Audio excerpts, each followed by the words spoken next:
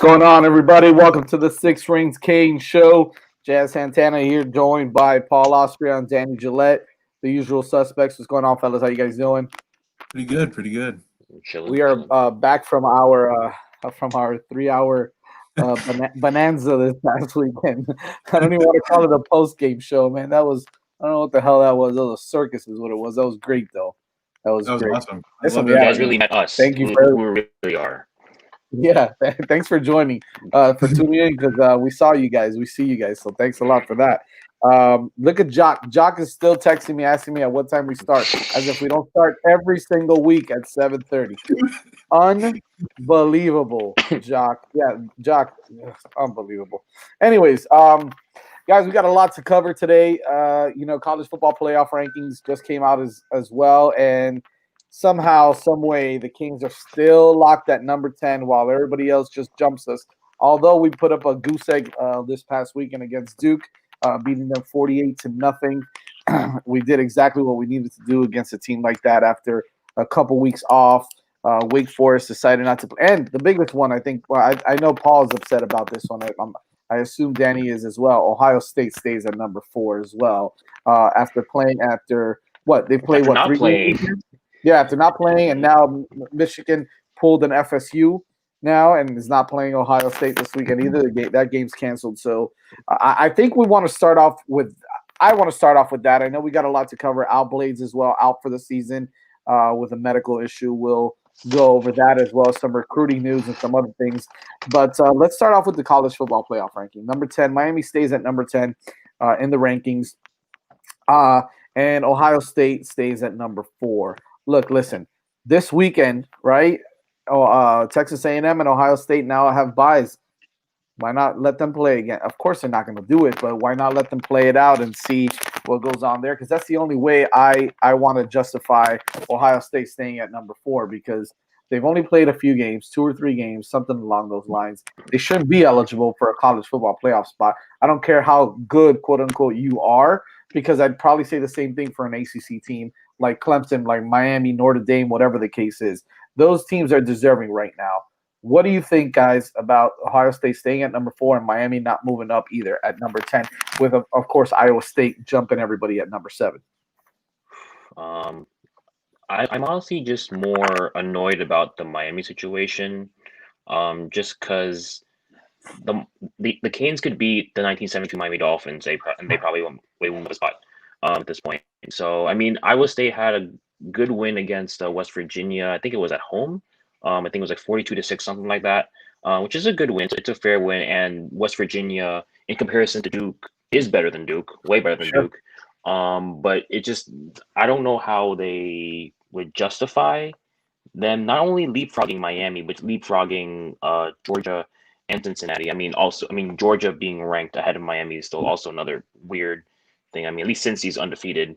But I don't know. I don't know what it's gonna take. I mean, I think at this point Miami just needs to kind of I just blow out North Carolina this weekend, to really state their case and at least them moving up maybe one spot or two. I mean, I know the playoff really isn't in a it's not really a possibility for them unless some crazy stuff happens.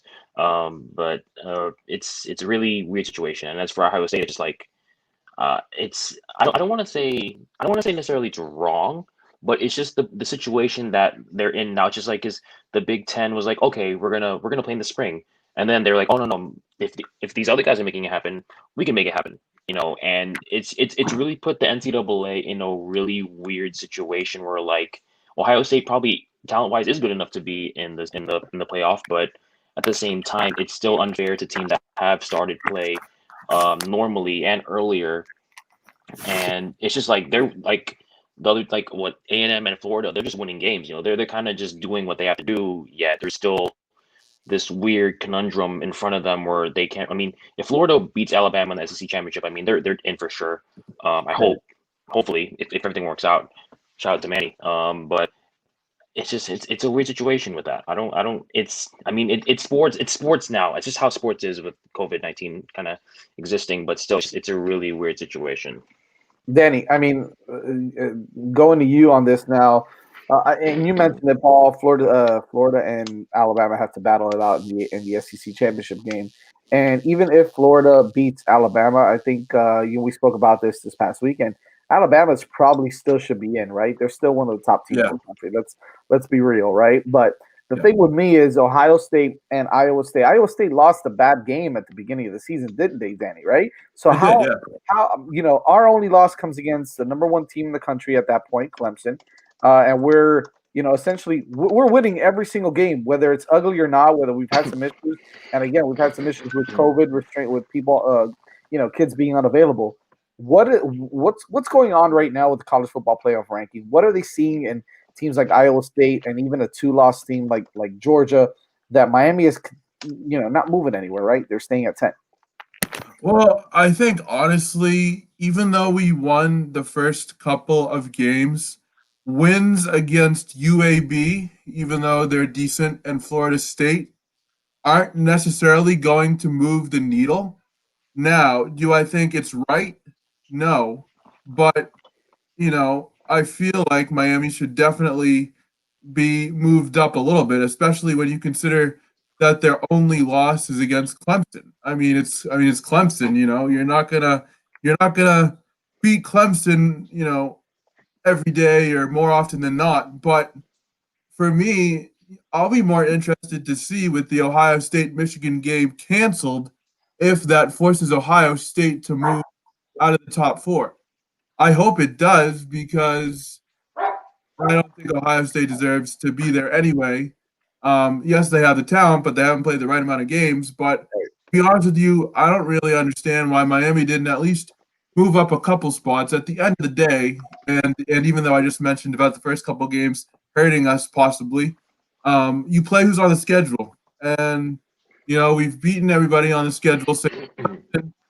And it's just kind of frustrating because you see Ohio State automatically getting a prime spot within the first 4 games of a season that they didn't start until October. And yet Miami's sitting at number 10 with their only loss to Clemson, and they've put together otherwise pretty good performances. Mhm. So, and here's the thing, right? Iowa State. How many losses does Iowa State have right now? So they Is it have one loss? 2 losses, and I just figured this out now. So Iowa State plays number 11 Oklahoma next week, or this weekend, Right, or next week. right. Sorry. So imagine if, let's say, Oklahoma beats the brakes off of Iowa State. Yeah, Iowa State would move back, but Oklahoma could end up leapfrogging us. So it doesn't help. And as for the losses, so Iowa State lost to Louisiana Monroe. I think that's the Raging Cajuns, Louisiana. right? No, just Louisiana. Louisiana. Oh, Yeah. just okay. I guess I don't know. Okay, and then they lost at Oklahoma State, sixth ranked Oklahoma State by 3 points. So it's Right. not even a bad loss. No, and then they rolled over Kansas and beat Baylor Kansas. by a touchdown, and then Kansas State they rolled over them as well. Yeah. And then Texas, slight win against Texas team that's half decent, and then of course a big win against West Virginia. So I mean, listen, their schedule's not bad, but again, they're a two-loss team. They're a two-loss team, fellas, right? And we are Yeah. 8-1. Winning every single football game that they put in front of us. And listen, I'm a big advocate for Miami should have played, maybe Notre Dame or maybe something like that. But, to kind of see what's going on in the ACC. Obviously, we got screwed with that one. But I just don't understand what the committee is doing, penalizing a team for not winning, I guess for winning games against mediocre at best football programs when Iowa State has a couple of big wins against some ranked opponents. I get it. The only team that we've beat that was ranked was Louisville at the time, if I'm not mistaken, and obviously they're not that good. So I get all that, but at the same time, we're winning football games. We've been ranked in the top. I don't think a two-loss Iowa State team should have jumped us. And of course, Ohio State, yes, they have the talent, Danny, but like you said, they haven't played enough games. And getting And back, just getting back to Ohio State really quickly, like the teams that they've beat, save for maybe Indiana, they had Nebraska, Penn State, and Rutgers. Those aren't exactly powerhouses either. So, that body of work isn't really worthy of the fourth spot, in my opinion. There you go. There you go. Let's jump over to some breaking news that we did get today. And obviously, there was a little bit of a Twitter war as well. Which, listen, man, if you're a grown man, don't get me started on this. This is why, for me, common journalism is not. I could never do it, man, because uh, if you're a grown ass man and you're getting in a Twitter argument with a college kid, college football kid, and whether you're apologizing or trying to, this passive aggressive crap or whatever it is that you're doing, you need to stop, man. You need to stop. You need to grow up because you're a grown ass man, and you're, let the kids, say whatever they want to say and act how they want to act, man. It's not your place to talk like that to a kid. Listen, man. If the kid doesn't want it to be out there, respect it. Don't be, the typical journalist that you got to get something out there to get some news out there to be the cool guy that has, the latest breaking news. I don't care about that. And for me, it's about being accurate and also respecting people. That's why common journalism to me, doesn't have, too many legs to stand on. I guess for the foreseeable future, but it is what it is. Getting back to it, Al Blades Jr. Is going to be out, missing the rest of the season for at least for the next 3 months. Did say he's going to come back in 2021, but after some blood work, after his COVID test, apparently they found out that he may have some myocarditis, and that's a serious issue, man. So you got to take care of that because your heart and your health is number one above anything. So we wish him a speedy recovery, but I think it's interesting to see that you know. What's going on in college football, and if this is a direct effect of the coronavirus, because obviously we've heard reports that it does affect the heart and this that, and the other. So you know again, speedy recovery for Al Blades, but what position does this put the Canes in now? Again, missing another cornerback, another position that we have no depth at whatsoever. Now you're going to see more of Marcus Clark. You're going to see more of Isaiah Dunson. You're probably going to see maybe even a kid like Gilbert Frierson play some cornerback. Because you have a kid like Keontre Smith, who's actually a really good striker as well. This is going to affect us, Danny. How do we move forward from here? What does this change anything? Because I know we were talking about recruiting, how it would change recruiting, right? I mean, how we needed cornerbacks in recruiting, but I think this kind of cements that case that we need it really badly, right? Yeah, and there's this old saying that you can never have too much depth, and it's true. Um, I think Miami definitely needs to get some more depth. I don't think it's a position where we necessarily have to freak out and say we need to get depth or else we're doomed, but I do think it's going to help Miami moving forward, especially when you take a look at some of the teams in the ACC, like the Clemsons, who tend to pass the ball quite a bit. And this is kind of just a rumor or speculation, but say if Mackenzie Milton goes to Florida State, we don't know. Who the hell knows with transfer portals anymore? We need quarterback depth. This is a passing game. I think this will kind of shift our focus to getting a cornerback. Who it will be, I don't know. Early signing day is coming up, so it'll be interesting to see if Miami makes any movement there. But obviously, I hope that Al Blades can definitely make a speedy recovery and hopefully see him on the field soon. I understand also if he would not be able to play again, health first, but hopefully we'll be able to see him again soon.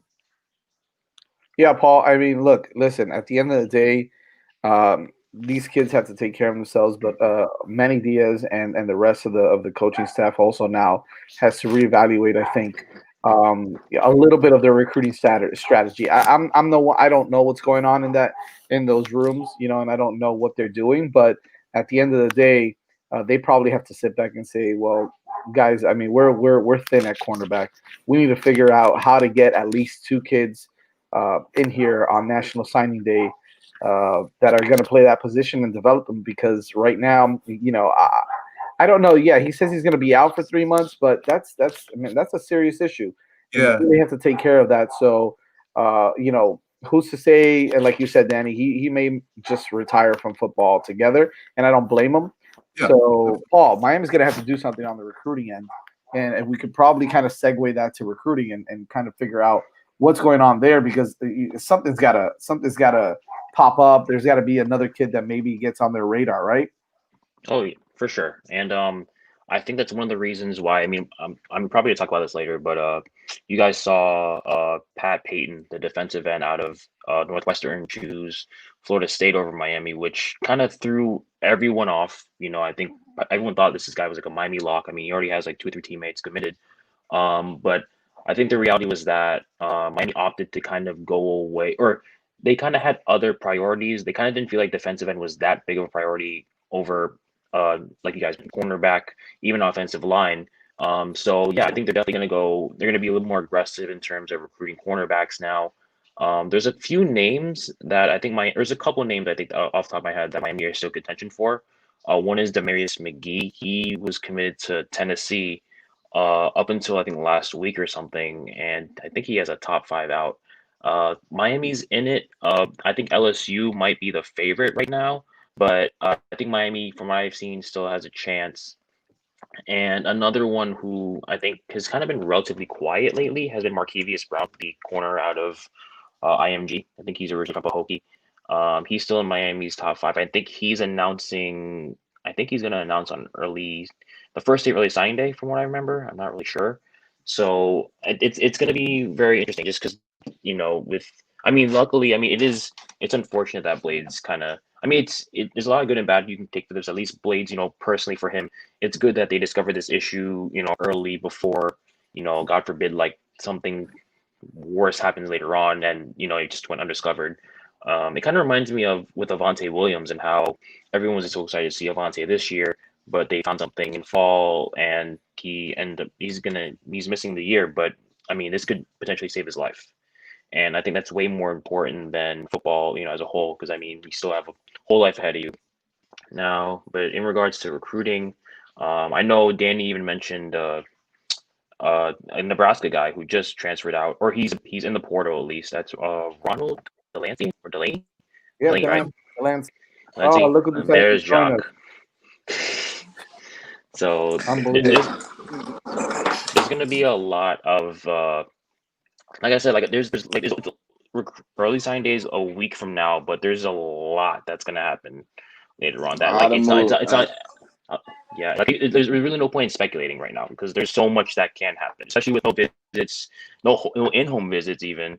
So kids are in a tough position to make their choices. So we'll see what it is going forward. So let Why me do ask you. Go ahead, Jock. Go ahead. why you feel like they're in tough positions? I feel like it's kind of like a foregone conclusion. I mean, I think everybody's pretty much blind in recruiting at this point. Like, I think it's Hmm. gonna be a lot of like guys go to campus, like the kid from USC that just entered the transfer portal from Linebacker. the linebacker. I think it's gonna be a Yeah. lot of that like next season. I think a lot of guys are gonna commit to schools, go there. This is not what I thought. Hey, I'm gonna enter the transfer portal. I think I that think happened a six lot this year. guys entered the portal on Monday too. Total six guys Yeah. nationally. So it's I think crazy. I think that's going to happen a lot. I mean, that happened a lot last year already. Even a kid like Jared Williams never stepped foot here. I know he had Derek King here already, so that kind of was a comfort for him, a little bit of a comfort level. But Bubba Bolden had never stepped foot in Miami, and he transferred over as well when he entered the transfer portal. So yeah, I think you're going to see a lot of that, a lot more of Uh, that. It is what it is. I mean, at this point, that's But I all think, that they can do. and I also think you're gonna see a lot of it's gonna be a roster mess across the country. Period. Yeah. With that extra year eligibility that everybody has, it's gonna be kind of tough. It's gonna be a lot of transfer guys. So even if De'Aaron King was to leave, I think Miami would be in the transfer portal for a quarterback. Cause I think we're gonna see a lot. It's probably gonna be like the biggest movement we've seen in college football since a while. Like it's gonna be crazy because like Manny Diaz and his coaching staff are faced with a lot of decisions. Like they have to tell 25 seniors no because they have a whole new recruiting class coming in. So we have to mitigate the people that we don't want back and where those guys going to be. And it's going to be like that at every school. Like, what guys do we not want back that other schools are going to want? So it's going to be difficult, like you said, Jock, because not only that, man, but the time frame is all weird. It's all messed up, and like you said, I mean, that extra year of eligibility, I think, is just going to throw everybody for a loop. I know you have look. It balances itself out at the end of the day. Sometimes you have to make hard decisions. I get that. Sometimes you also have kids that all of a sudden you didn't think were going to be superstars that are juniors and even redshirt sophomores that come out. So they open up spots for you, right? They come out, they go to the draft, whatever the case is, and then there's also kids that are going to transfer from your program, so that opens up spots as well. And I mean, you're seeing this whole thing with De'Aaron King kind of play itself out. I know he's kind of keeping it close to the vest right now. Whether he's gonna, take, come back. I think it should come. He should come back. I think we all agree that he should come back. But you even see a kid, supposedly there's a rumor that Mackenzie Milton is calling him, right, or communicating with him, asking him, hey, are you going to come back or not? Because that might play a role in if Mackenzie Milton decides maybe I want to transfer over to Miami. I know he's been rumored to be going to FSU as well. So there's going to be a lot of movement. And like you said, Jack, some quarterbacks right now that are either starting for the program and either they stink or they played 2 or 3 games like in the Big Ten, and they want to move and they want to transfer. They want to say, hey, I'm getting the hell out of here. I'm going to go to a program or conference that's actually going to play football games, is going to take care of their kids and do the right things, because you're noticing that a lot of the Big Ten is a mess, right? So chances are you're going to see a lot of guys. I figured Michigan was going to pull a dick move and not play Ohio State. They pulled an FSU on them, man. Yeah, that was a dick move. I just didn't think they wanted to get their ass whooped. I think that Coach Harbaugh is trying to save his job by doing that one. That's the funny thing. That's over with. He's gone. The Chicago Bears have Jim Harbaugh. Jim Harbaugh, is it Jim Harbaugh? Yeah, Jim Harbaugh. Jim is Michigan, I think, and John is Baltimore. John Harbaugh is Baltimore. The Chicago Bears have Jim Harbaugh written all over them right now. So it's funny, man. Look, there's going to be other recruiting news, right? Somebody even mentioned it recently. Mason Smith continues to say all the right things. I know he's it's a stretch, but how do you feel about Terrence Lewis, Paul? Good question. That's a good one. I know everyone was like, once he decommitted, everyone's like, okay, he's going to Miami, he's staying home, he's playing with his boys. Well, there's a lot of mentions about Auburn being the favorite right now. That's the thing. Yeah, that's what I seen. I seen that too. But hey, I will say this though. I don't really. Does he strike you? Wait, does he strike you as a kid that would kind of mess with people though, kind of troll people, right? Yes, he kind of strikes me as a kid that would kind of troll people, right? Recruitment has been based off of. Yeah, and like put up that Auburn and then take it down and like mess with people. You know what I mean? Yes. I don't care. I don't care who else commits to Miami. Leonard Taylor is the real deal. I've heard that a lot too. So imagine getting Leonard Taylor and Mason Smith in the same. I don't think Mason Smith is all that. I don't think so either. He has to be. He has to be coached. But what Taylor is doing, I think that kid's got the chance to be a day one starter. He has elite quickness. He looks like he's gonna be the best player in that class. Him and Romello Brinson are ready right now, like to be contributors out the back. Yeah. And also, I'm gonna mention too, like in regards to recruiting nowadays, I think Manny Diaz mentioned this last week, where normally the season's over by this time. Like usually the season ends around like Thanksgiving-ish, so they're usually doing in-home visits, kind of getting their last word in. But Miami's prepping for 16th or 17th ranked North Carolina this week, and they can't do in-home visits, so it creates a mess with that as well. On top of that, too, I know everyone was wondering if the NCAA would remove the 25 recruit per class thing that they kind of instilled a few years ago because of all this movement, because of COVID. And they still haven't heard, and we still don't know about that. And let's say they announce it like this weekend, that could definitely mess things up a whole lot more, because then Miami could kind of go back to recruits that they told no to, and be like, okay, now we know we have space for you. Now we want you again, and that's gonna happen throughout the country too. So there's also you gotta keep that in mind too. Yeah, and another thing that's gonna hurt too is I feel bad for these kids who are declaring for the draft and not gonna get drafted, and it's like I don't know this they have to be very careful who they're listening to because you don't want to leave years of college football left on the table when you can go back. Like for instance, with Joseph Yerby.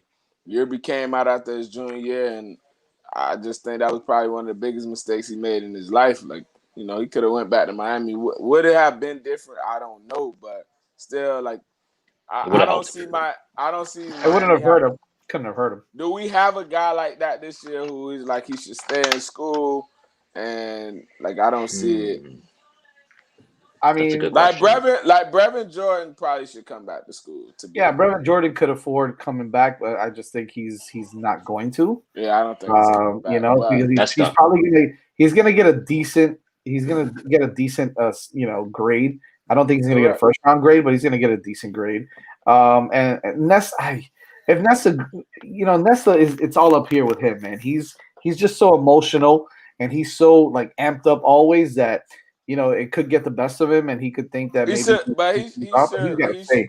should return though. Absolutely. I feel like this. If I'm a kid and I'm a fringe player and I'm 4th, 5th round, 6th round grade, go back to school, man. Do not waste your time trying to wish and hope and fight and claw because Miami.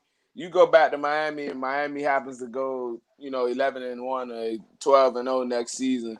Now you possibly went from a 4th round pick to a guy who's getting picked 2nd, 1st round just because the team is better. So that's something you have to watch for. And we all know how they draft players who are winning like teams. Look at LSU national championship team. I think every starter might have got drafted on that team or is in the NFL. Right. Yeah, I mean, and here's the biggest thing. Also, like some kids think that they want to declare, but they don't realize that there's others. The biggest question mark for me is that opted out, like the Rousseaus and Micah Parsons. They should have opted out. That's the right thing to do. Yeah, but they're going to go out in the first round. But maybe there's other kids like now, maybe Jamar Chase slips to the 2nd round, just because of some other wide receivers that haven't played really well. The reason why it makes sense for those guys to opt out, they have nothing to play for. Like Dylan Moses, for instance. Look out, he hurt his draft stock. You're talking about a guy who was 1st round. Now he's going to be possibly a day 2 pick, 4th round guy because he played terrible this season. It was just nothing for them to add to their resume. Jamar Chase made the best decision for himself. Look how LSU offenses look. Why would you want to play in that? And I've also heard that Gilbert is looking to transfer from LSU Eric Gilbert, as well. tight end. Yeah, he's had a good year, a half decent year on a bad team. So. That's and that's another thing. Like, does it hurt? Does it hurt us?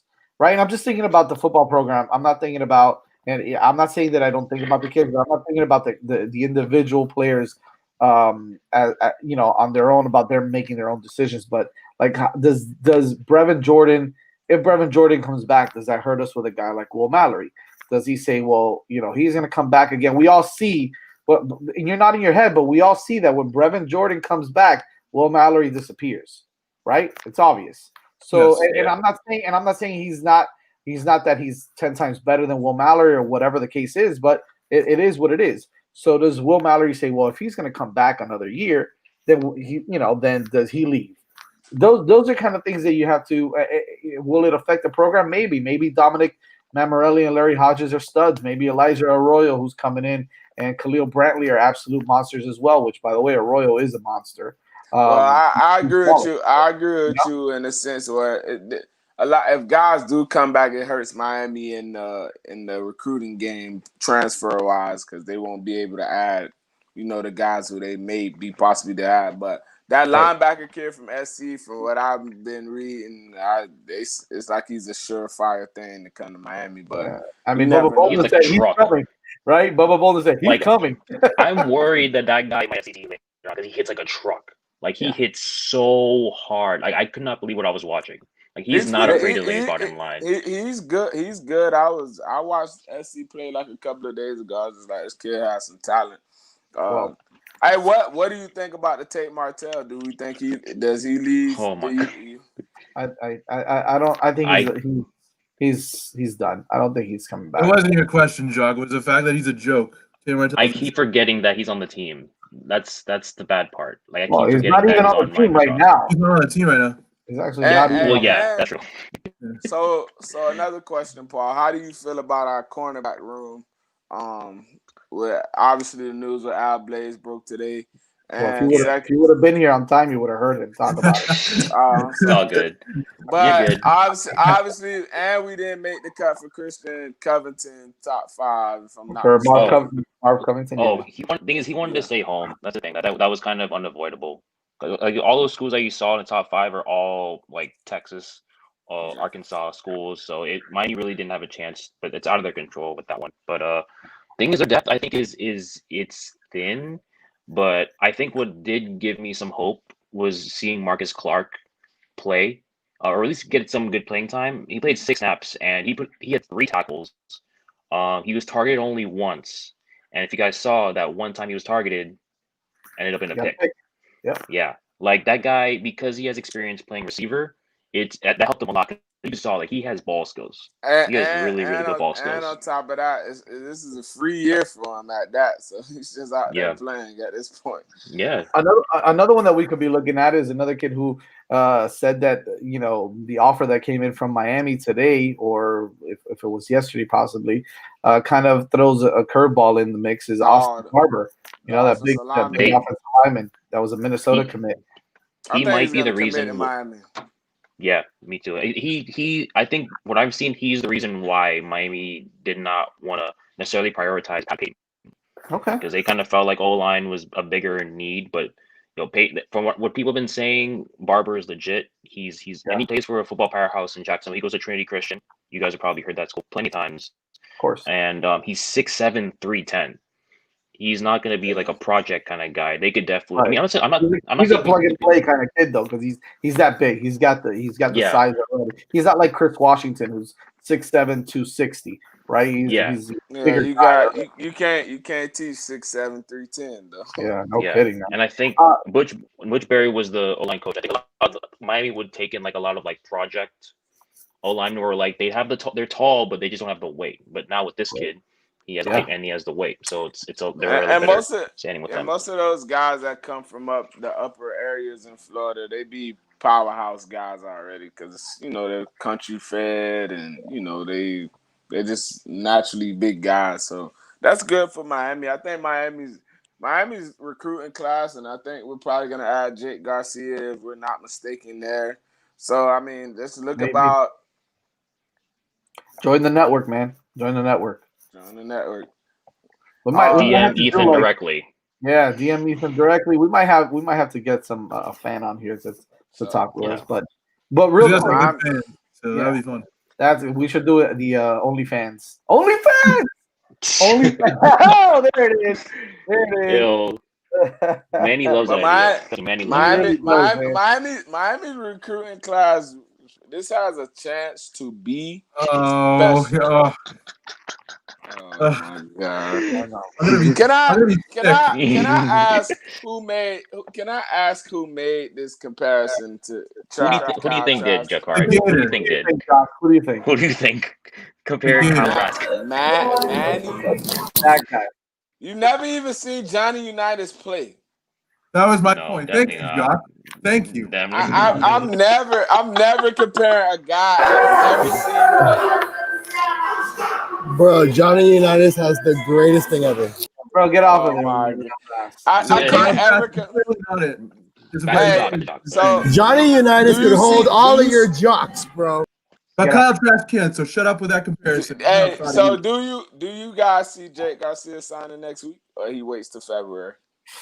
I don't know, man. I think that's another one that February. You think February? Yeah, I mean, I would have had some more movement by now. I mean, I would think.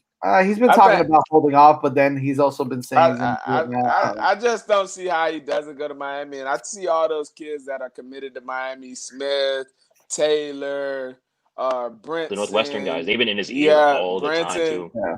As soon as he decommitted, they all were like all over him. So They I think FaceTimed him Miami's right away too. I They're in think great shape. Miami's They're in great shape. Miami's in a great shape, man. That 2021 class is gonna Yeah. be can be special. I ain't gonna say they're going to be because we all seen what happened when Miami had this last, with the Northwestern guys. So We will finish off with this very important thing, talking about recruiting. You can't. There's no doubt about it, guys, that I got a couple of guys at South Miami that's ready to be recruited. By the way, let's do it. Don't tweet at recruits, guys. Do not tweet at recruits. Let them be. Let them So- make their own decision, guys. Yeah. This is for all you 100%. fans watching. Leave them alone, okay? 100%. Unless you have a coach on your side, like this guy over here. Where is he? Oh, here. yeah. Yeah, Hey, yeah. I got one kid, Jacoby, 4-3 guy right now. All right. Dang. Cornerback. He playing running back. He plays running back now, but he's gonna be a DB at the next level because he's like 6'2". He's long, but the Wow. kid can absolutely fly. Bring him on the show, Jock. I will bring him on. Yeah, Yeah. maybe he commit on the show to someone. Ooh. Nah, Cool. yeah. Tell Miami to offer him. He'll be a great defensive back for him. Hometown Is he a senior? kid. Is he a senior? Hometown kid. We good. All right. Well, Actually, I will tell you this. So the director of recruiting, which is James Cooney, I want to say. Patrick. Yeah, Patrick Cooney. Patrick, His brother coaches on the coaching staff with me at South Miami. So. Oh, I thought he was at the Ridge. Oh. No, his brother is at South Miami with me. Right. I thought he was at South Ridge also. He works at UM. Oh, nice. The brother works at UM. Right. Yeah, that's a good guy to have on your staff. Believe it or not, man. That guy knows everybody, man. That's awesome. Talking about recruiting. I wanted to get to something because Paul, Danny, we've been talking about it. Also, is how important. Right, there's no way around it. How important the transfer portal has been to the University of Miami, as we very well see, the 5 guys that are nominated for awards on the University of Miami program have all been from the transfer portal. Right, we're talking about Derek King, Bubba Bolden, Lou Headley, Jalen Phillips, and I'm missing one. Oh, and Jose Borregales. Lou Headley ain't from the transfer portal. Yeah, he was a JUCO guy. Well, he's a. That's not transfer. He's a recruit. Transfer. He's a recruit. What quote? He's considered a transfer. Okay. Transfer guy. For the sake of this, we'll commit to transfer. Well, no, I mean they've said it. He's considered a transfer guy. This is not me making this up, guys. I don't make things up like that, right? I don't make up Unitas trash. Right? That's Manny. That's Manny. But all of them have been awarded. What's the word I'm looking for? All of them they're not semifinalists rather than awarded. Have been named. There we go. Have been named semifinalists for some awards, which is really nice. The Eric King, obviously, with all the top 3, the Unitas. No coincidence there. The Unitas Award, Maxwell, and the O'Brien Award. He's semifinalists for all 3, so that's really nice to see. So big up. So we got to continue to hit.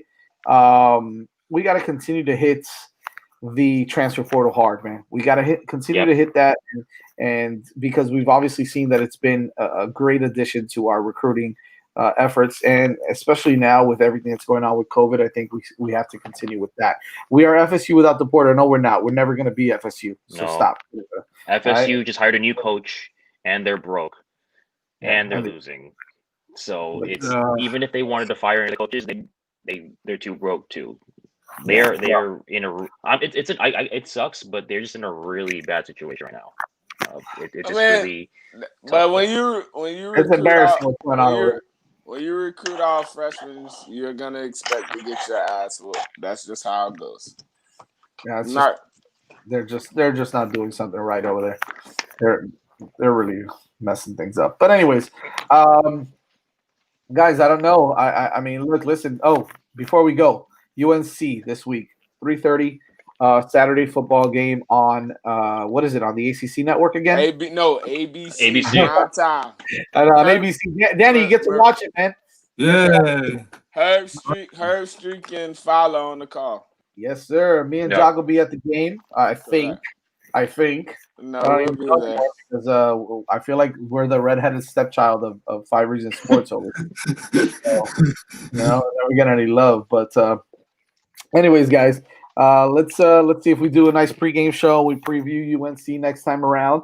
Talk a little more recruiting as National Signing Day is coming up next week. So early National Signing Day is coming up next week. So hopefully we'll have some good news on some guys that are either flipping or just committing that have decommitted recently from other programs. So thank you guys for joining us. Yes, for sure. Jock, Sunday, thanks for joining us. Sunday birthday. Oh, Sunday's your birthday? Oh shoot! Happy All right, early man. birthday, So Jock. happy early birthday to Jock right now. Why are we putting ATN I don't know. on the I don't know. screen? Manny is ruining our game.